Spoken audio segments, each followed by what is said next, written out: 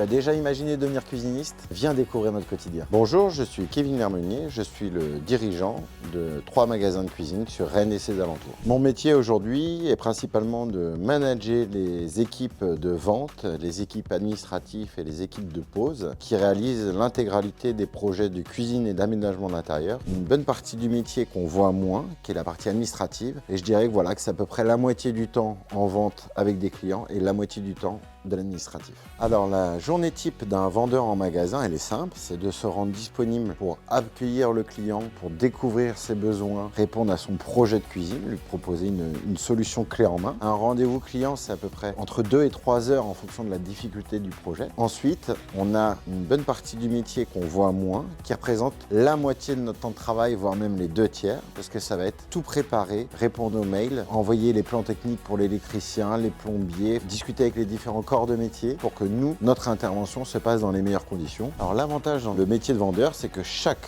journée est différente. Ça fait 16 ans que je fais ce métier. J'ai jamais fait 2 fois le même projet de cuisine, car chaque demande est différente, chaque pièce est différente, chaque client est différent. Et si je dois donner un inconvénient dans notre métier, c'est qu'il faut être blindé dans la tête. On s'adresse à des clients particuliers. On va leur demander des sommes assez importantes. Une cuisine, c'est vraiment quelque chose qui coûte relativement cher. Ça fait partie des grosses dépenses d'un foyer. Donc on peut faire face à des clients très stressés. Alors la fourchette de salaire dans notre métier, ça peut être très variable. Vous allez être au SMIC et après on va vous demander un minimum, soit un minimum de marge, soit un minimum de chiffre d'affaires, soit une combinaison des deux. Et par rapport à vos ventes, vous allez être rémunéré. Mais l'idéal, on peut avoir une fourchette de salaire qui va être entre 2 et 3 000 euros, voire un peu plus si on performe. Pour devenir concepteur de cuisine, il faut apprendre la technique, apprendre l'approche client. Chaque projet est différent, donc il faut bien un an et demi avant d'être à l'aise dans ce métier-là. Parce que les premiers mois, ce soit dur, parce qu'on ne comprenne pas toujours tout, mais petit à petit, ça c'est clair. Et voilà, on dit qu'il faut une bonne année et demie pour avoir vu un peu tous les différents cas de figure qui vont permettre de s'épanouir pleinement dans ce métier.